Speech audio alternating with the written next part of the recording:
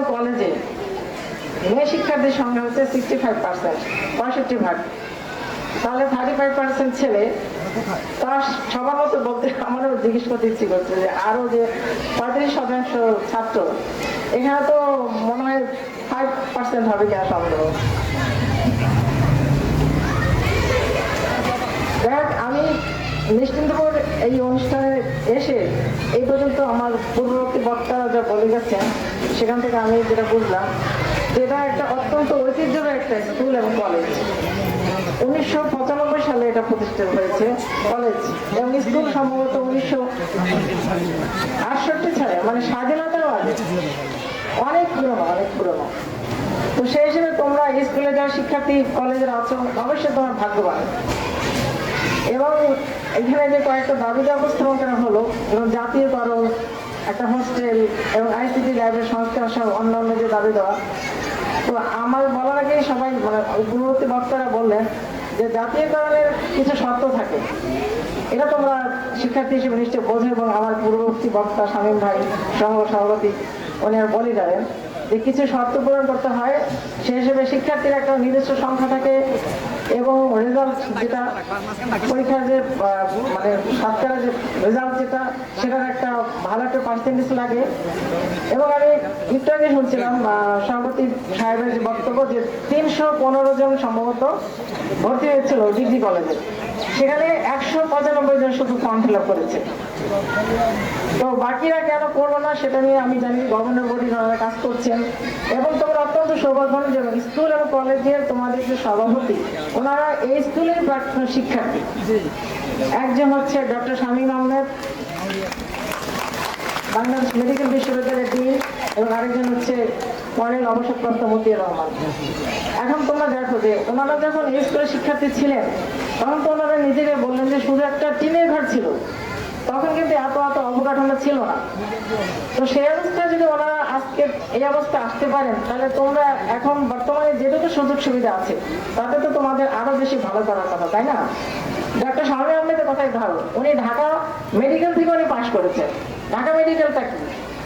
Medical কলেজের মধ্যে one of the best, number 1 medical college.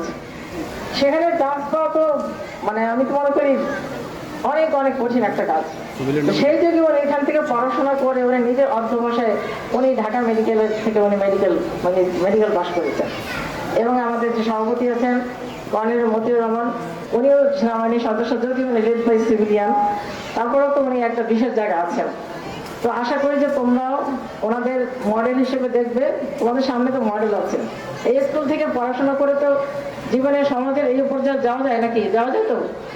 সেই ক্ষেত্রে তোমাদের নিজেদের অধ্যবসায় লাগবে। এবং এই যে ঝরে যাওয়া যে ছাত্রদের কথা বলা হচ্ছে, আমি আজকে গভর্নর বডি যারা আছেন এবং শিক্ষক শিক্ষিকা যারা আছেন অনুরোধ করবো যে আপনারা এই রেজিস্ট্রেশন করার আগে উপস্থিতির বিষয়টা একটু দয়া করে দেখবেন। আপনারা একটা পার্সেন্টেজ ঠিক করে দেবেন যে এত শতকরা উপস্থিতি হার না হলে আপনারা ফর্ম ফিল আপ করবেন না।